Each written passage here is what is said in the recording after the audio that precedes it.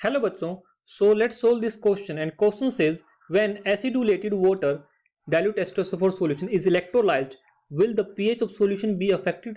Justify your answer। देखो यहाँ पर हमको क्या करना है कि जो एसिडुलेटेड वाटर है उसकी इलेक्ट्रोलिसिस करनी है और हमको ये बताना है कि जो पीएच होगा उसके ऊपर क्या इफेक्ट पड़ेगा। तो चलिए इस क्वेश्चन को सोल्व करने की कोशिश करते हैं।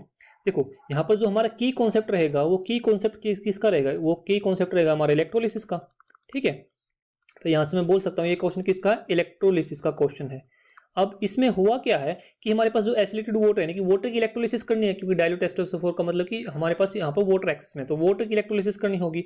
अब देखो यहाँ पर जब हम वाटर की इलेक्ट्रोलिसिस करते हैं तो हमारे पास एनोड पे क्या होता है, एनोड पे हमको पता ऑक्सीडेशन होती है। तो एनोड पे क्या होगा, जो हमारे पास जो वाटर होगा जब ऑक्सीडाइज होगा तो यहाँ पे देखो इसमें यहाँ पे ऑक्सीजन निकलेगी और यहाँ से 4H पॉजिटिव आयंस और 4 इलेक्ट्रॉन्स निकलेंगे। ठीक है, ये लिबरेट होंगे। अब कैथोड पे क्या होगा, कैथोड पे जितने ये 4H पॉजिटिव आयंस लिबरेट हुए ये कंज्यूम हो जाएंगे, क्योंकि कैथोड पे क्या होती है हमारी रिडक्शन होती है। और यहां से हमको क्या मिलेगा, हाइड्रोजन मिलेगा, हाइड्रोजन गैस मिलेगी। ठीक है, ठीक है, और यहाँ पे हमको क्या मिल रही है, ऑक्सीजन गैस मिल रही है। तो इसका मतलब ये हुआ, देखो ध्यान से यहाँ पर इसमें हुआ क्या है, इसमें हमारे पास जितने H पॉजिटिव आयंस यहाँ पर लिबरेट हुए थे उतने H पॉजिटिव आयंस यहाँ पर क्या हुए, कंज्यूम हो गए हैं। तो मैं यहाँ पे बोल सकता हूँ, यहाँ पे मैं क्या बोल सकता हूँ कि the concentration of H positive ions, concentration of H positive ions remains constant.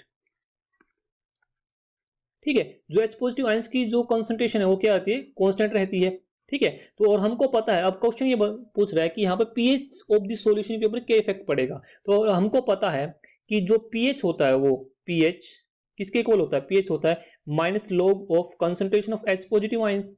अब देखो यहाँ पर जो concentration of H positive ions है वो क्या हो रहा है, ड्यूरिंग द इलेक्ट्रोलिसिस क्या रह रही है, कांस्टेंट रह रही है। ठीक है, तो अगर ये कांस्टेंट रह रही है तो इसका मतलब कि जो हमारा पीएच होगा वो भी क्या हो जाएगा, कांस्टेंट हो जाएगा। तो ये मैं बोल सकता हूं कि there will be no effect on the pH. So I can write here this pH of the solution, pH of the solution will not be affected, will not be affected